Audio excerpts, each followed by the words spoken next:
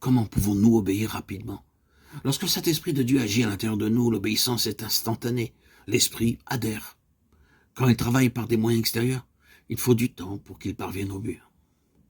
Dans ce dernier cas, il traite le non-vouloir qui retient son œuvre, jusqu'à qu'un changement intérieur se produise et que la résistance cesse. Comment pouvons-nous, étant ce que nous sommes, parvenir cependant au but fixé par Dieu? Comment pourrons-nous jamais parvenir à ce modèle si élevé des chapitres 4 et 5 des Éphésiens? Quelle est donc cette espérance qui nous fera parvenir à l'unité de la foi et à la connaissance du Fils de Dieu, à l'état d'homme, parvenu à la maturité, à la mesure de la stature de la plénitude de Christ? Quelle est cette espérance qui fera de l'Église une Église glorieuse, sans tache, ni ride, ni rien de semblable? Éphésiens 5, 27. Voilà cette espérance. L'incessante activité du Saint-Esprit pour nous conduire au but que Dieu s'est fixé. Et il n'agit pas seulement dans la vie du croyant, il leur donne l'environnement du croyant pour parvenir à une finalité.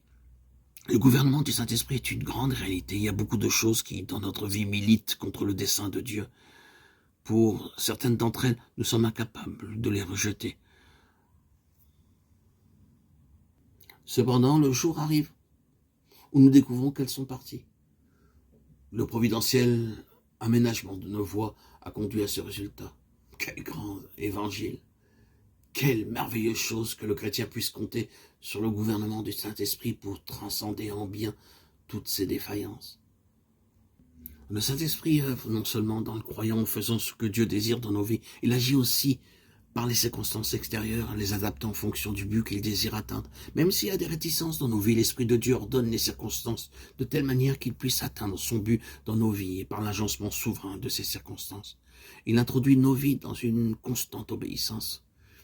Il agira jusqu'à ce qu'il parvienne à un point fondamental dans nos vies, lorsque, sans aucun calcul de notre part, nous obéirons instinctivement. Si quelqu'un parmi vous qui est au Seigneur depuis un certain temps, vous jetez un regard en arrière, vous vous souviendrez des occasions où Dieu, ayant parlé, vous avez obéi instantanément. Mais pouvez-vous vous souvenir aussi en d'autres occasions, lorsqu'il a parlé et que vous avez failli dans l'obéissance de manière étrange, après un certain temps, vous êtes alors retrouvé sur le chemin de l'obéissance. Que s'est-il donc passé? À certains moments, vous avez manifesté la résistance à la volonté du Seigneur, et vous avez même pu persister dans cette attitude. Alors, de manière surprenante pour une raison ou pour une autre, même sans vous en apercevoir, vous sentez que cette résistance est partie. Quelle surprise! Que s'est-il donc passé? C'est le fruit du gouvernement du Saint-Esprit dans nos vies. Tout simplement. Grâce à Dieu. Gloire à Dieu. Loué soit son très saint nom. C'est son esprit s'est chargé de nos vies, même si nous pensons être incapables d'obéir sans même pouvoir exercer la foi. Le jour viendra où la résistance cessera et nous nous confierons dans le Seigneur avec simplicité de cœur. C'est l'énergie infatigable du Saint-Esprit qui accomplit cela. Il a la capacité de faire mouvoir en nous l'obéissance défaillante.